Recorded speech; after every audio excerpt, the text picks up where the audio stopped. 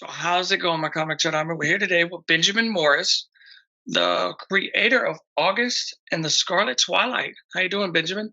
I'm doing great. Thanks for having me on. Yeah, man. Thank you for coming on. How long have you been making comics? Well, I mean, technically since I was about five, but as far as professionally, I did a book for Dynamite in 2011, 2012 called Warehouse 13. Um, kind of moved on to some creator-owned stuff after that. Did a book called August, which I'm going to talk about, that was published through Red 5, and we did a Zoop campaign to do a collection for. And then did We Are Scarlet Twilight in 2021, and just wrapped that up this year as far as the final issue in the collection.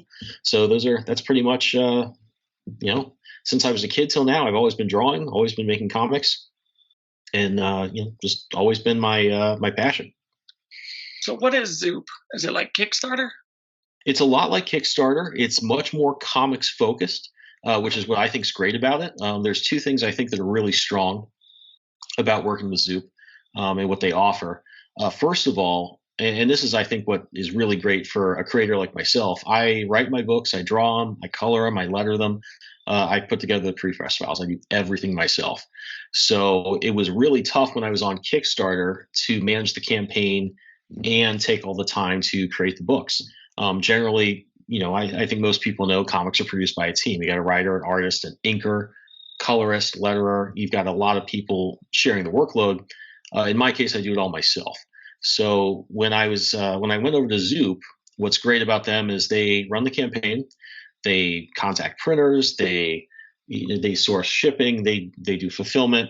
They basically take all that off my plate, so I can just create the comics. If I were just writing or if I were just drawing, probably I could run a campaign and do those things.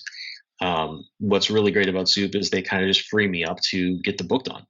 And the other thing that's really great about them, and I think this is a strong thing about their platform, is they're comics people. These are former editors. These are guys that have been in the business a long time.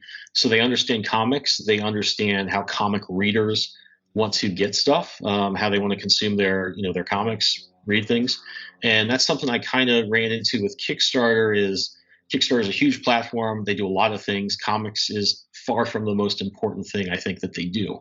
So there'd be times where backers would ask me a question that I hadn't thought of, but totally made sense as a comics reader, thinking about how people want to get their comics. I'd reach out to Kickstarter support and say, hey, I had a backer just ask me, could we do something like this? I'd never hear back. So, and I understand that Kickstarter is a big thing, but the great thing about Zoop is, I email those guys. I don't think I've ever had an email go unanswered from them for like half a day. They're on top of things and they get comics. They, like I would ask that question to Kickstarter. You almost have to, as a comics person, explaining things to a non-comics person, you almost have to explain so much background, like, well, people are used to doing this and this and this. Could we do something like that here? And that's assuming, you even get them to respond. With Zoop, they're comics people. You don't even have to explain that. They're like, hey, somebody was asking if we could do something like this. They'd be like, oh, yeah, cool. I get that. I understand why that would be a concern. So I think those are the two great things about them. A, as a creator that does everything myself, they're there doing the other things so I can just work on the book. Secondly, they get comics. They understand comics. They understand comic readers and creators. So there's no learning curve there or like golf in comics knowledge, basically. So when the printer prints it, does it go to Zoop for the distribution, or does it go printer Zoop? I'm just curious. No, it goes to Zoop. Essentially, they have a fulfillment center, I think, also in Utah. So, but actually, that's not true. It's somewhere on the East Coast. It's closer to me. But basically, the printed books are going to go to that place. They've got the backer information. They've got the other perks. We have some original art. We have some other stuff. That's going to all just be on a pallet there, and they're going to fulfill that, go and send it right out to the backers. Very cool. So, what is August about? August is I think I initially described it way back when I was first pitching it as, a comic inspired by one too many Spielberg Lucas movies and 80s Saturday morning cartoons. It's a science fiction book. It's got a lot of Star Wars in it. It's got a lot of He-Man in it. It's got a lot of the Transformers in it. And my goal there was to really produce something that was. I looked at a lot of comics that were throwbacks, and even ever since I think I started August in 2012, 2011. It took a long time to kind of gestate. I was making pitches. I think I redid it like 12 times. But in the time I was doing that, a lot of the stuff came out that was revisiting old franchises. The new Star Wars movies. There's new He-Man series on Netflix. There's new She-Ra. There's lots of new Transformers stuff. And I looked at all the divisive fan stuff that would go on online. And I kind of really stepped back and looked at what people wanted from these franchises and what they were unhappy with, what they were unhappy about with the new stuff. And I think it's almost an impossible task to like make a new Star Wars movie when everybody wants it to be just like it was, but also they want it to change. It's kind of like literally two opposite goals. So I kind of tried to take a lot of the things visual that I wanted to draw, science fiction stuff, machinery, lots of bright colors, lots of sort of 70s feeling environments, and think about like, okay, when we go check out a new Star Wars comic or a new Star Wars movie and we're disappointed, or the Netflix He-Man or something like that, and we're like, that wasn't exactly what I wanted. I kind of try to step back and think about like, what am I looking for when I see these things and I'm let down? I don't want to feel like I'm watching one of the new Star Wars sequels that's underwhelming. I don't want to feel like I'm watching Empire Strikes Back for the 85th time. Which I'm sure I'm well past 85 times on Empire Strikes Back, by the way. But I think when we go to those things, we go in hoping it's going to feel like the first time we saw those things, and that's kind of what I tried to engineer August to be. I wanted it to have all those elements of Star Wars, of Transformers, of the 80s cartoons like He-Man and Brave Star and those things, and remix those elements in a way that's a little more adult. I would say like it's a PG-13 comic at most. It's not like a mature thing, but I wanted it to feel fresh, but also give you all that nostalgia you want. I want the visuals to look like, movies from that era, like the cartoons from that era, have some of the elements of the story in there and really like try and step back and deliver the experience that I think we want when we watch Star Trek Picard or, the new Star Wars movies with, Rey and, Kylo Ren and all that stuff that kind of doesn't quite meet, I think, what most people expect or want from those. I thought, like, if I go at this from a different angle, I might be able to hit more of those bases. And so that's kind of what it is. It's about a kind of a galactic hero, very much in the mold of Johnny Quest or Luke Skywalker or someone like that, who at the end of a galactic civil war accidentally destroys Mars. And while he wins the war for his side, everybody starts to kind of turn on him. So he's looking to get out of the war he's been in, but also realizes there's not a lot he can do because he's become a controversial figure. So he's basically trying to reinvent himself, find something to do with his life, while being a very sort of charged political figure. And he also finds out that some of his enemies that he thought were gone are still alive and looking to get revenge on him. So glad you said Johnny Quest, because the fire red hair stuck with me for a couple of days. I couldn't pinpoint where that felt familiar from until I had to look it up, and I connected it to a Johnny Quest. I like the fire red hair in your art. Your art is kick ass. Oh, thank you, man. Yeah, from what I just flipped through, it looks good. Yeah, I really wanted him to look like the all-American hero. So I was kind of thinking like he looks a lot like Luke Skywalker. He's got Luke Skywalker's haircut. I kind of gave him Archie's, Archie Comics, Archie Andrews, like red hair. I want him to feel like, and he has freckles. So I kind of want him to feel like he's the golden boy. He's that like Johnny Quest, sort of innocent hero. And then something happens where he's got to grow up. I kind of, reading about Breaking Bad, which I'm not a huge fan of. It's a great show, but it's kind of a dark show for me. I think his pitch when he was trying to get that show made was he's going to take Mr. Chips and turn him into Scarface. That was a cool pitch. I thought I'm going to take Luke Skywalker, Johnny Quest, Archie, and turn them into Clint Eastwood. That's kind of what I wanted to do with August. Take your sort of golden boy, all-American hero. Some things happen, and he's got to grow up a little bit. He becomes a little more cynical, still very much a hero, but it has that vocabulary of where the characters change a little bit, and the situations are just a little bit more adult. And I think that's kind of if you look at the Transformers or He-Man, all those shows from the 80s, they'd have these really epic conflicts. Big stuff would happen. The status quo would rarely change. So, nothing big would ever happen. And I thought, if these events were really taking place, something would get out of hand. There'd be a big event. When you have, like in history, in World War II, there's people drop atom bombs, the world changes. And I wanted to make it so something from those big conflicts does in fact change. And how does that really kind of flips the game board over and rearranges the pieces. And I kind of wanted to make my character scramble to, have to deal with that.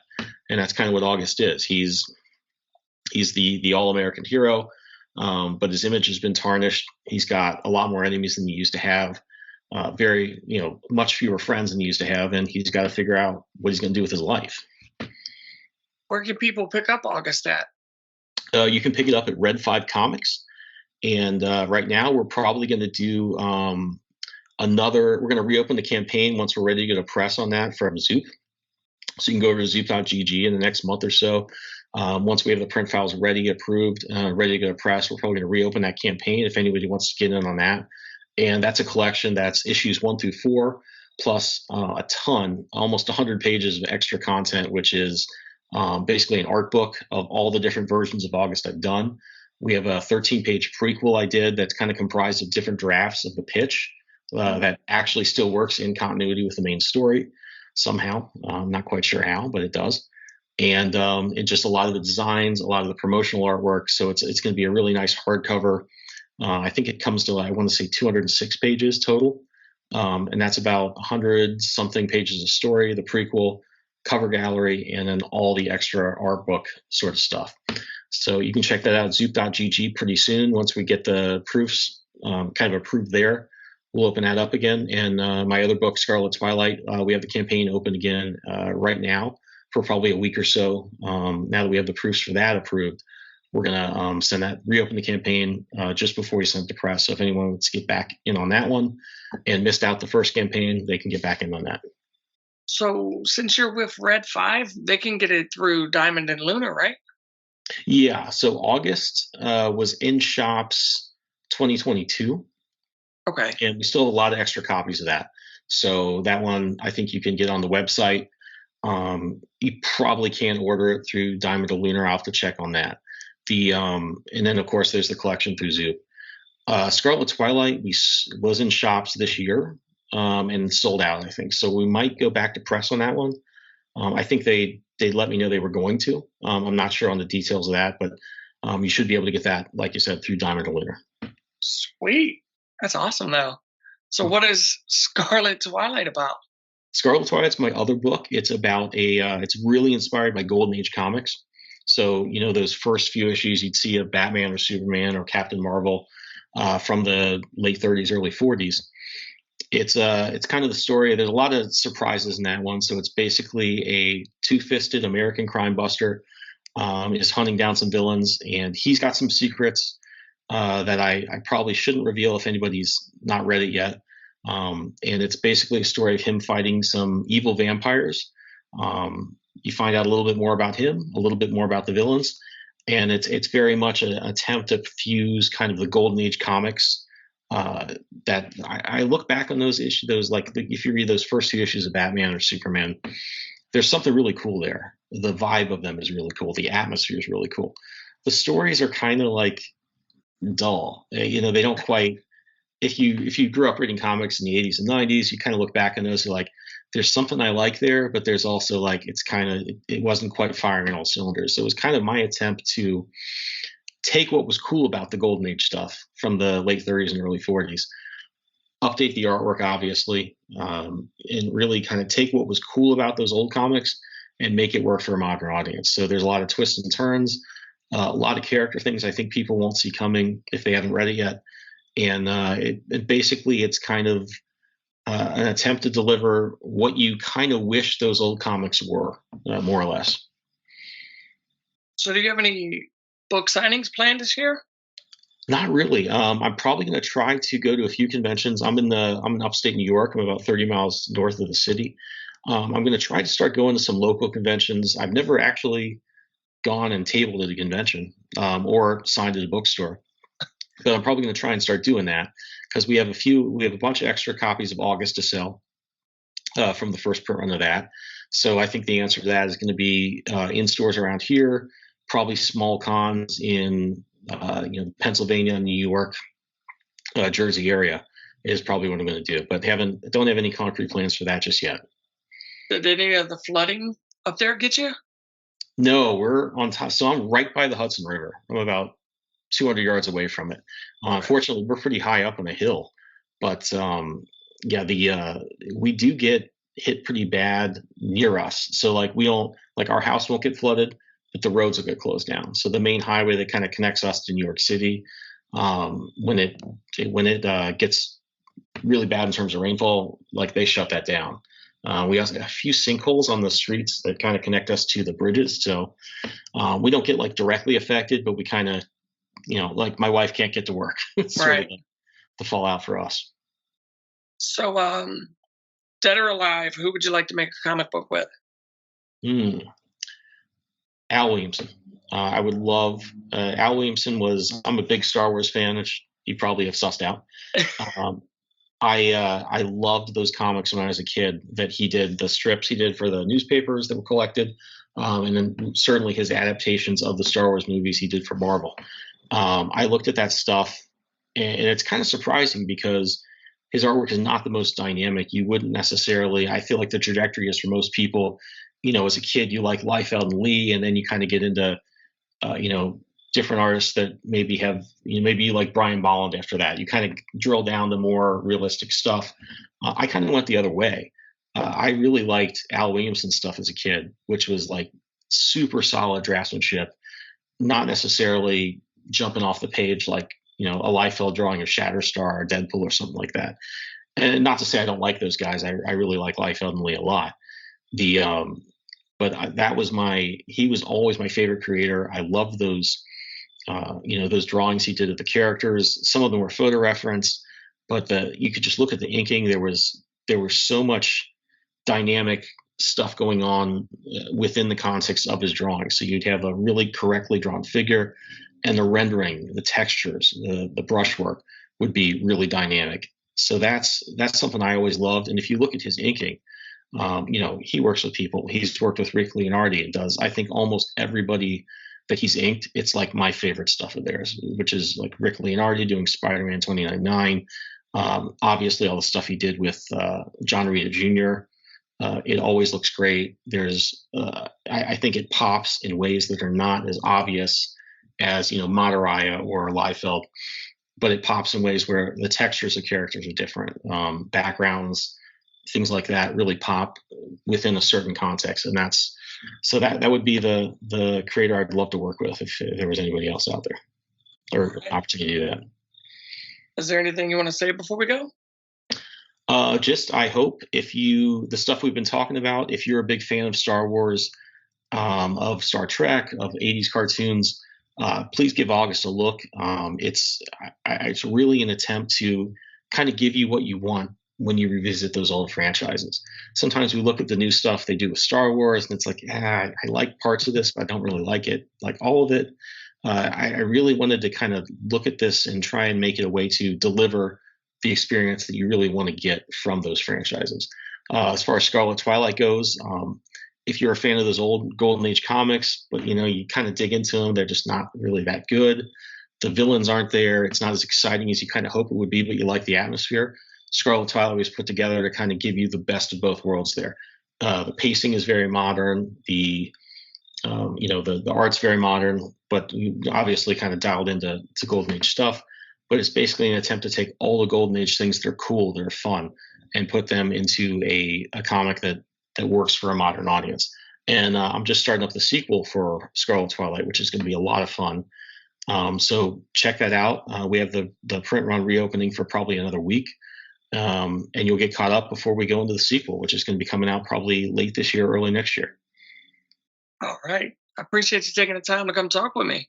I appreciate you having me. What? You mean you haven't subscribed to Comic Chat Authority? Oh, come on, subscribe already. What are you waiting for? It's no big deal. Like, man, don't forget to tell him to hit that like button. Yeah, that too. Just subscribe.